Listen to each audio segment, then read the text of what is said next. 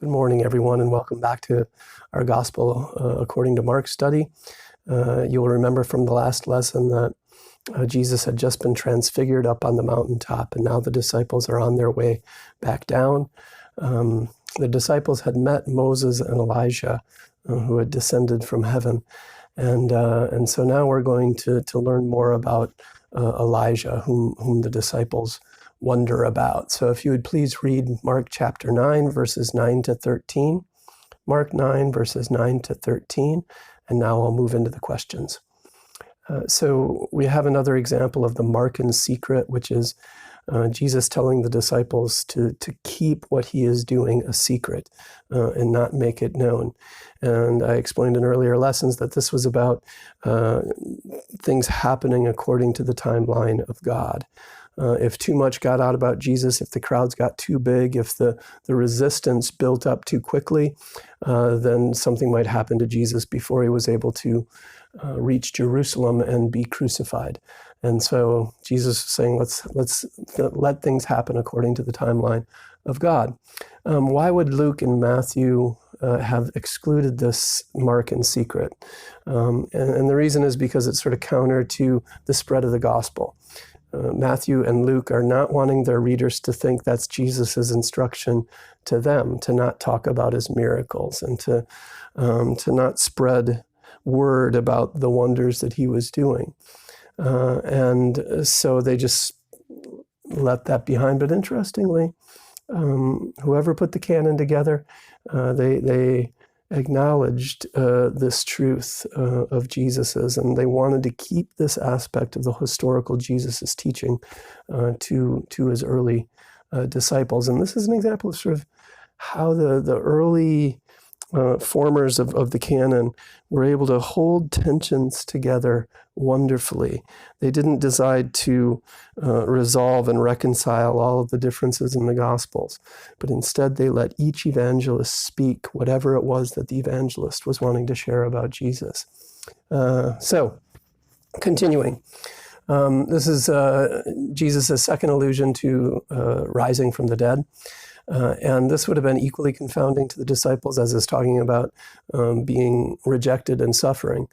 The Jews in general in Jesus' day believed in the resurrection of the dead, but they believed in a general resurrection of the dead. And Jesus here is talking about the Son of Man sort of rising from the dead in a preliminary fashion, and nobody expected that. So this was surprising, and the disciples wondered, what is this all about? What is Jesus talking about? They also wondered about Elijah's coming first, question 2. What does that mean? What does coming first mean? It means that Elijah, who was swept up in the whirlwind at the end of his life, was going to come back and precede the coming of the Messiah. And the reason that Jesus said this, and the scribes believed it, was because the prophet Malachi predicted it. And so it's in the Old Testament scriptures. And so Elijah would precede the coming of the Messiah. And Jesus said, in fact, Elijah has already come back. Question 3, if Elijah has already come to restore all things, who might Jesus be alluding to? He's alluding to John the Baptist in this passage. There's a connection from Matthew and Mark and Luke in terms of his John the Baptist wearing camel hair and eating locusts and honey.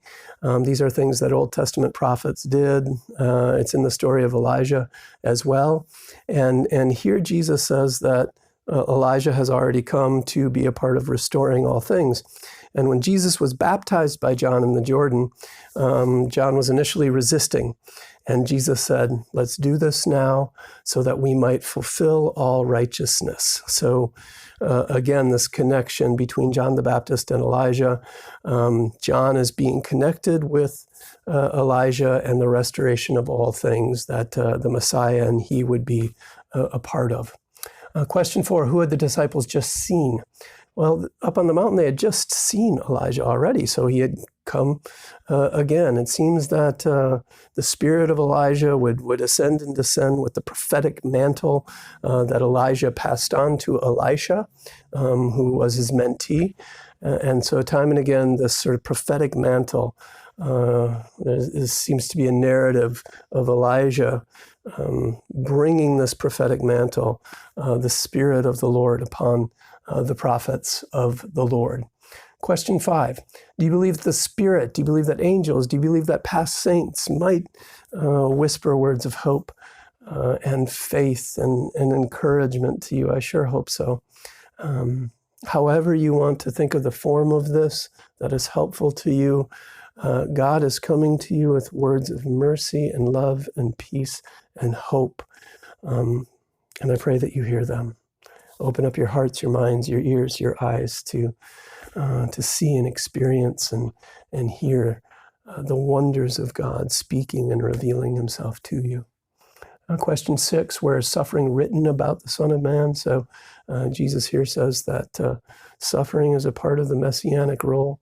And he's probably alluding to Isaiah, and the scripture passages are down below in the description section if you would like to further study the Old Testament passages that refer to Elijah and the Son of Man in particular, those passages referring to the coming Messiah, the suffering servant of Israel.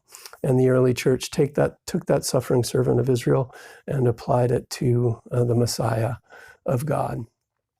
John the Baptist, Jesus says that they would do whatever they wanted to him, and that's in fact what happened. Herod had John the Baptist assassinated, and so being a part of the salvation of God in our world brings suffering with it. Remember that whatever trials God is allowing to happen in your life, that they are not pointless, that they are meant to refine you, that they're meant to lead you to God so that you might cling to God and his love and mercy and power more and more in your life. And that, in fact, they are a part of your solidarity with those who are suffering in the world and bringing salvation to them. When we know the suffering of God's people ourselves, then we have more compassion for those who are suffering in our world and want to be a part of bringing an end to that suffering. Thanks so much for listening. Let me know if there's ever anything I can do. God bless and keep you.